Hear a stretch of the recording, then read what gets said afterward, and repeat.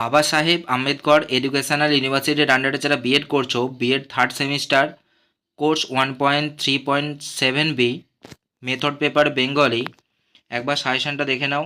2 মার্কসের কোশ্চেন দেখো। একের প্রশ্ন, বাংলা ভাষা ও সাহিত্য অনুশীলনে দেওয়াল পত্রিকার দুটি গুরুত্ব উল্লেখ করুন। পরের প্রশ্ন, ভাষা শিক্ষণে শিক্ষা শিখন সম্পদ তৈরির ধারণাটি বুঝিয়ে দিন।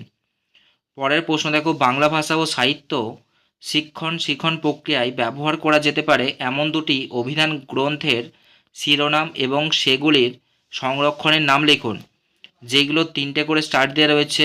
এবারের জন্য ভেরি ভেরি ইম্পর্ট্যান্ট কোশ্চেন, তোমরা ভালোভাবে এই প্রশ্নগুলো পড়বে। পরের প্রশ্ন দেখো, ভাষা সাহিত্য চর্চায় সাহিত্য সভার গুরুত্বটি সংক্ষেপে বুঝিয়ে দিন। নেক্সট কোশ্চেন, বাংলা ভাষা ও সাহিত্য চর্চায় মেলাই ও প্রদর্শনীর দুটি গুরুত্ব নির্দেশ করুন। 6এর প্রশ্ন, সৃজনশীল লিখনের সঙ্গে ভাষা সাহিত্য শিক্ষার সম্পর্কটি সংক্ষেপে বুঝিয়ে দিন। পরের প্রশ্ন, আধুনিক বাংলা ব্যাকরণ ভিত্তিক বিতর্কিত প্রসঙ্গ অবলম্বনে কোনো বিতর্ক সভার জন্য দুটি বিষয়ের লিখিত রূপ নির্মাণ করুন। 8এর প্রশ্ন, ভাষা শিক্ষায় নাট্য রূপায়ণের দুটি উপযোগিতা লিখুন। পরের প্রশ্ন, ইবুক কি? 10এর দাগের প্রশ্ন দেখো, সমন্বিত শিক্ষণ কি? পরের প্রশ্ন, অনুকৃত শিক্ষণ কি? 12এর প্রশ্ন, শ্রেণী শিক্ষণে শিক্ষক ও শিক্ষার্থীর মিথস্ক্রিয়া বলতে কী বোঝেন? খুব ইম্পর্টেন্ট কোশ্চেন। পরের প্রশ্ন দেখো, ভাষায় খেলা এবং খেলার ভাষার মধ্যে দুটি পার্থক্য লিখুন। পরের প্রশ্ন, ভাষা সাহিত্য চর্চায় বিতর্ক এর গুরুত্ব লিখুন। পরের প্রশ্ন, অনুশিক্ষণ কি? 2 নম্বরে লাস্ট প্রশ্ন, সৃজনশীল শিক্ষণের অনুশীলনে রচনা লেখার শর্তগুলি উল্লেখ করুন। এর পরের পার্টটা দেখো, 5 নম্বরের প্রশ্ন। 2 নম্বরে তোমরা টোটাল 16টা কোশ্চেন করবে। এখান থেকেই তোমরা 7টা কোশ্চেন কমন পেয়ে যাবে, যেখান থেকে তোমাদের 5টা করতে হবে। 5 নম্বরের প্রশ্ন দেখো, একের প্রশ্ন, আধুনিক বাংলা ভাষা ও সাহিত্য শিক্ষণে আইসিটি ব্যবহারের সুবিধা লিখুন। পরের প্রশ্ন, ষষ্ঠ থেকে নবম শ্রেণীর একটি বাংলা পদ্য বা গদ্যের দৃষ্টান্তসহ শিক্ষণ বিদ্যাসম্মত বিশ্লেষণের ধাপগুলির সংক্ষিপ্ত পরিচয় দিন। পরের প্রশ্ন, সৃজনশীল লিখন অনুশীলনে গল্প লিখনের শর্তসমূহ উল্লেখ করুন। 4এর প্রশ্ন, ভূমিকায়ন শিক্ষণের সুবিধা ও অসুবিধাগুলি লিখুন।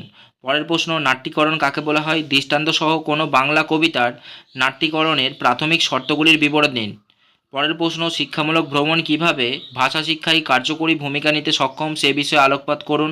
খুব ইম্পর্টেন্ট কোশ্চেন। প্রথমে 6টা কোশ্চেন ভালোভাবে করবে, এখান থেকেই তোমরা 2টো কমন পেয়ে যাবে। পরের প্রশ্ন দেখো, অনুকৃতি পাঠে প্রশ্নকরণ দক্ষতার উপযোগিতা ও উপাদানগুলির গুরুত্ব আলোচনা করুন। পরের প্রশ্ন, নির্দেশনামূলক উদ্দেশ্য আচরণগত সম্পর্কে উদাহরণসহ ব্যাখ্যা করুন। 9এর প্রশ্ন, মাধ্যমিক বিদ্যালয় স্তরের কোনো একটি বাংলা পদ্য বা গদ্যের দৃষ্টান্তসহ শিক্ষণ বিদ্যাসম্মত বিশ্লেষণের ধাপগুলির সংক্ষিপ্ত পরিচয় দিন। খুব ইম্পর্টেন্ট কোশ্চেন, এই কোশ্চেনটা ভালোভাবে দেখে রাখবে। 10এর প্রশ্ন দেখো, ক্ষেত্র সমীক্ষা কীভাবে ভাষা শিক্ষায় কার্যকরী ভূমিকা নিতে সক্ষম সে বিষয়ে আলোকপাত করুন। পরের প্রশ্ন, শিক্ষা সম্পদ হিসাবে পাঠ্যপুস্তকের উপযোগিতা সংক্ষেপে ব্যাখ্যা করুন। লাস্ট প্রশ্ন, 5 নম্বরের বাংলা ভাষা ও সাহিত্য শিক্ষণ প্রক্রিয়ায় দৃশ্য উপকরণ ব্যবহারের গুরুত্ব আলোচনা করুন।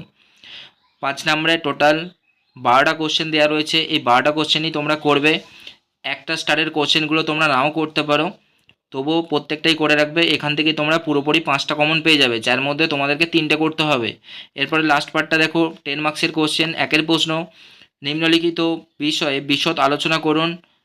এ রয়েছে দেখো এনসাইক্লোপিডিয়া, বি রয়েছে অনুশিক্ষণ। 10 নম্বরের প্রশ্ন 5+5 মার্কসের কোশ্চেন। আর 10 নম্বরের শেষ কোশ্চেন দেখো, মাধ্যমিক পর্যায়ে বাংলা বিষয়ের পদ্য অথবা গদ্য যে কোনো একটি একক অবলম্বনে শিক্ষাবিজ্ঞান ভিত্তিক পাঠ বিশ্লেষণ করুন। নির্দেশ অনুযায়ী নির্দেশ কি রয়েছে দেখো, একক, উপ একক, পিরিয়ড সংখ্যা, কাম্য আচরণগত উদ্দেশ্য, পাঠদান সম্পর্কিত সমার্থক উদ্ধৃতি দুটি, যে কোনো দুটি করতে হবে।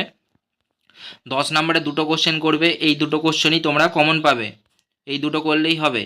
আর ভিডিওটা ভালো লাগলে অবশ্যই তোমরা ভিডিওটা লাইক দেবে, আর এই সাজেশানটা তোমরা তোমাদের বন্ধুদেরকে শেয়ার করে দেবে অবশ্যই।